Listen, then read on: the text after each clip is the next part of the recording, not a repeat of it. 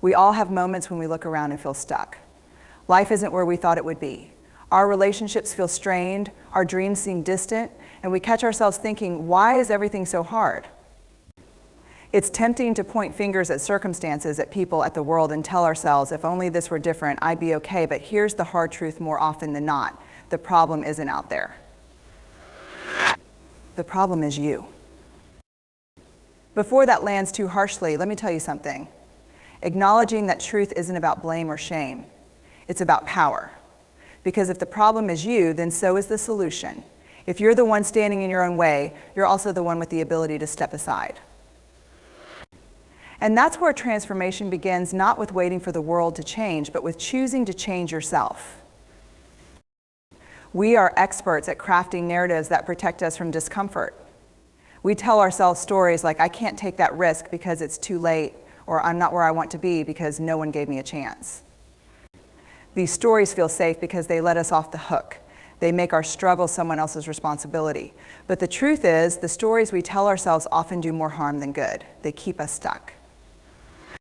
They keep us small. They keep us from looking in the mirror and asking, what am I doing or not doing that's keeping me from moving forward? The problem is that we avoid the mirror because it's uncomfortable. It's easier to focus on what's wrong with the world than to face what's unfinished in ourselves. But here's the thing about growth that doesn't happen without discomfort. You can't change what you refuse to confront. And confronting yourself is one of the hardest things you'll ever do because it requires honesty, vulnerability, and courage. Maybe the problem is the way you cling to the familiar, even when it no longer serves you.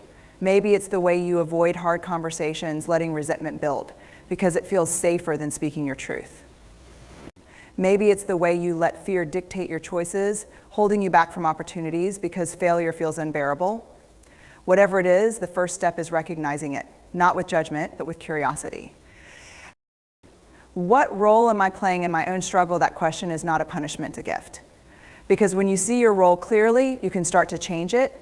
You can choose to stop blaming, stop avoiding, and stop waiting for someone else to save you. You can decide, this is my life. And I'm responsible for how I show up in it. Owning that responsibility is not about perfection. It's not about fixing everything overnight. It's about committing to the process of becoming. It's about showing up for yourself, even when it's hard, and choosing to believe that you're worth the effort. Because you are, you always have been. And the moment you stop running from yourself is the moment you set yourself free. The problem lies within us, not outside of us. And while that can be a tough pill to swallow, it's also one of the most liberating truths you'll ever encounter. We spend so much of our lives looking outward, blaming circumstances, people, or even the universe for why things aren't the way we want them to be. It's easier to point a finger than it is to turn that finger back toward ourselves. But here's the thing, as long as we focus on what's out there, we miss the power of what's in here, our choices, our patterns, our beliefs, and ultimately our ability to create change. Think about how much energy we pour into externalizing our struggles. We say things like, if only they understood me better, I'd feel more valued, or if I had more resources, I could finally chase my dreams, or even the world isn't fair. So what's the point in trying? These statements feel valid in the moment because they shield us from the uncomfortable truth that often we're the ones standing in our own way, and yet as soothing as those excuses may be, they keep us stuck. They keep us powerless. When we place the blame outside of ourselves, we hand over control of our lives. If someone else is always responsible for our unhappiness, we can't do anything to change it. We become bystanders in our own stories, waiting for the right circumstances, the right person, or the right timing to save us. But life doesn't work that way. Nobody is coming to save us. And that realization, while scary, is also profoundly freeing. Because if the problem lies within us, so does the solution. Owning our role in our struggles is not about self-blame or shame. It's about honesty. It's about being willing to say, I might be holding myself back, and asking, what can I do about it? This is not a conversation about perfection or fixing every flaw. It's about courageously facing the patterns that no longer serve us. Maybe it's the way we avoid risks because we're afraid of failure. Maybe it's the way we overcommit, saying yes to everyone but ourselves. Or maybe it's the way we let fear of judgment keep us silent when we should be speaking up. When we start to see how we contribute to our own struggles, we reclaim our power. No longer are we at the mercy of circumstances or other people's actions. We become active participants in our own lives, capable of making choices that align with our values and goals. It's not an easy process. It requires vulnerability and the willingness to look in the mirror without turning away. But it's the only way forward. The hardest thing to confront isn't the world around us, it's ourselves. But within that challenge lies the opportunity for growth, freedom, and a life that feels truly our own. Because when we stop looking outward for the cause of our pain, we start looking inward for the strength to change it. And that's where transformation begins. The stories we tell ourselves are powerful. They shape how we see the world, how we interpret our experiences, and ultimately how we show up in our own lives. But here's the hard truth sometimes: those stories keep us stuck. They can feel protective, like a soft cushion against the sharp edges of reality, but more often than not, they're what hold us back from the growth and change we desperately want. I think about the last time something didn't go your way. Maybe it was a missed opportunity, a failed relationship, or a dream that felt too far out of reach. What was the story you told yourself about why it happened? Did it sound something like, "This always happens to me," or "I'm not good enough," or "Even if only they had given me a chance, things would be different"? These narratives may feel comforting in the moment because they absolve us of responsibility. They let us off the hook, but at what cost? The problem with these stories is that they often come from a place of fear and self-preservation rather than truth. We construct them to avoid discomfort with failure, with vulnerability, or with the realization that we might need to make a change. It's easier to believe that the world is unfair, or that someone else is to blame, than to face the possibility that we could do better, try harder, or choose differently. But here's the thing: the stories we cling to can quietly become prisons. When we tell ourselves the same disempowering narrative over and over, it becomes a script we live by. "I'll never be enough. I'm not the kind of person who can succeed." Why even bother? These aren't truths, they're limitations we've created. And the more we repeat them, the more they shape our reality. Changing the story starts with awareness. It's about catching yourself in the act of telling the same tired narrative and asking, is this really true? Is it true that you're not good enough? Or is it just that you haven't given yourself permission to grow? Is it true that someone else is always holding you back? Or is it that you're afraid to take ownership of your next steps? These questions aren't easy, but they're necessary. Once you start questioning the story, you can begin to rewrite it. Instead of "this always happens to me," you can tell yourself, "I have the power to respond differently next time." Instead of "I'm not good enough," you can say, "I'm still learning and I'm willing to try." This isn't about blind optimism or ignoring the challenges in your life. It's about choosing a narrative that empowers you instead of limits you. The stories we tell ourselves are not set in stone. They're flexible, malleable, and entirely within our control.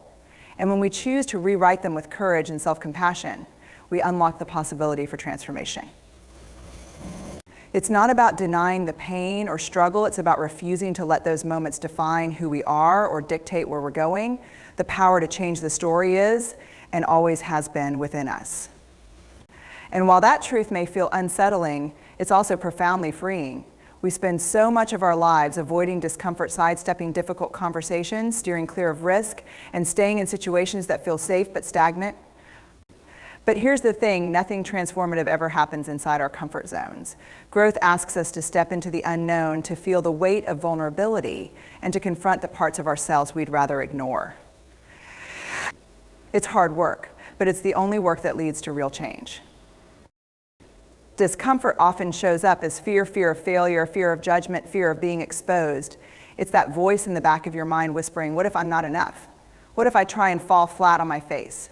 What if I show up and they see the real me and it's not good enough?" Those fears are powerful and they're designed to protect you from pain. But the truth is, they also protect you from progress. The very thing you're afraid to face might be the thing that sets you free. Think about how we grow physically. When you lift weights, your muscles stretch and tear before they rebuild stronger. When you learn something new, your brain creates new connections, often through trial, error, and repetition. Emotional growth works the same way. It requires us to stretch beyond what feels comfortable and challenge the stories, habits, and fears that no longer serve us. And just like with physical growth, it's uncomfortable, sometimes even painful. But that's the price of transformation. Discomfort is also where courage is born. It's in the moments when you feel vulnerable, when your heart races, your palms sweat, and you're not sure if you can take the next step that you discover your strength. Courage isn't the absence of fear, it's choosing to move forward, even when you're terrified. It's saying, I'm scared, but I'm going to try anyway because I refuse to stay stuck. The challenge is that discomfort doesn't come with guarantees. You might take a leap and fall. You might open up and feel rejected. You might push forward and not see the results you hoped for right away. But here's what I've learned, even when it doesn't go as planned, the act of showing up changes you. Every time you lean into discomfort, you build resilience. You learn that you're stronger and more capable than you thought. And over time, you realize that the fear of discomfort is far worse than the reality of it. Growth isn't glamorous, it's messy, awkward, and often inconvenient. It's the moment you admit you were wrong. It's the decision to end something safe but unfulfilling. It's the first step you take toward a goal that feels impossible. But in those moments of discomfort, you're shedding the old parts of yourself that no longer fit. You're becoming someone braver, bolder, and more aligned with who you're meant to be. And that is always worth it. Taking responsibility is one of the most courageous things you'll ever do, and it's also one of the most empowering. But let's be clear, responsibility is not about blame. It's not about looking in the mirror and beating yourself up for every misstep or shortcoming. Responsibility is about ownership, owning your choices, your actions, and the role you play in your own life. It's about stepping out of the passenger seat, grabbing the wheel, and saying, this is my life, and I'm the one steering it. There's a natural resistance to responsibility. It's not because we're lazy or weak, it's because responsibility is heavy. It forces us to acknowledge that we're not just spectators in our lives, but active participants. It means recognizing that where we are today, in some way, reflects the decisions we've made. That's a tough realization because it leaves no room for excuses.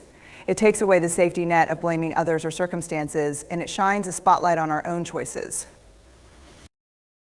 But here's the thing, while responsibility may feel heavy, it's also incredibly freeing. When you take ownership of your life, you reclaim your power. You stop waiting for someone else to fix things or for the universe to magically align in your favor. You realize that while you can't control everything, life will always have its share of chaos and unpredictability. You can control how you respond. And that response, that's where your power lives. Responsibility isn't about being perfect or having it all figured out. It's about being honest with yourself. It's about asking, what am I doing or not doing that's keeping me stuck? Maybe it's the way you procrastinate because failure feels too scary. Maybe it's the way you avoid hard conversations because conflict makes you uncomfortable. Maybe it's the way you wait for external validation before giving yourself permission to act. Whatever it is, owning it is the first step toward changing it. The beauty of responsibility is that it puts the power back in your hands. It shifts the narrative from, why is this happening to me, to what can I do about it? That doesn't mean everything will be easy or that change will happen overnight. It means you stop seeing yourself as a victim of your circumstances and start seeing yourself as the author of your story. Taking responsibility requires vulnerability. It means admitting that you don't have all the answers, that you've made mistakes, and that you're still learning, but there's strength in that vulnerability. There's power in saying, I'm not where I want to be, but I'm willing to do the work to get there. Responsibility is not a burden, it's a gift. It's the key to unlocking the life you want because it's rooted in the belief that you are capable of creating it. You're not just choosing accountability, you're choosing possibility. You're choosing to stop waiting, stop hiding behind excuses. You're choosing to show up for yourself, to embrace the discomfort of growth, and to trust that you have what it takes to change your own life. That's not just empowering, it's life-changing. Commitment to growth is not about perfection. It's not about waking up one day and magically having it all together. It's about the willingness to show up again and again, even when it's messy, even when you stumble and and even when it feels like you're not making progress. Growth isn't a straight line, it's a series of loops, twists, and steps forward and back. It's a process that requires patience, persistence, and above all, grace for yourself as you figure it out one step at a time.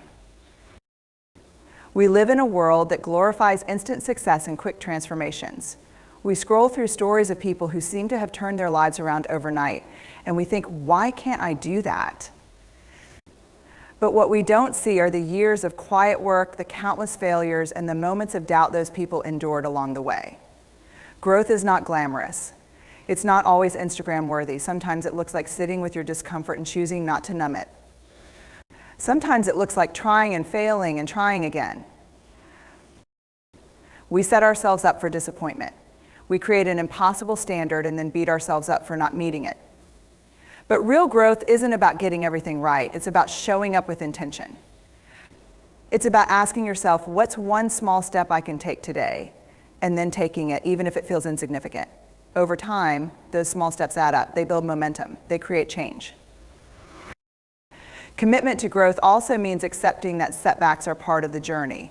You're going to mess up. You're going to have days when you fall back into old habits, when you feel like you're not making any progress, and when you wonder if it's even worth it. But here's the truth: setbacks are not failures, they're opportunities to learn. They're moments to pause, reflect, and adjust. Growth isn't about avoiding mistakes, it's about using them as fuel for the next step. It's also important to remember that growth is deeply personal. What works for someone else might not work for you, and that's okay. Your path is yours to define. It's about tuning out the noise, silencing the comparison, and focusing on what matters most to you. It's about asking yourself, who do I want to be, and then aligning your actions with that vision. It doesn't mean you have to do it alone. Surround yourself with people who support your efforts, who hold you accountable with kindness, and who remind you of your worth when you forget. Growth is hard, but it's also profoundly human. It's the messy, beautiful process of becoming more of who you're meant to be.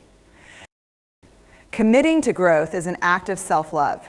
It's saying, I believe I'm worth the effort. Even when it's hard, it's about choosing progress over perfection, showing up for yourself every day, and trusting that every small step you take is bringing you closer to the life you deserve.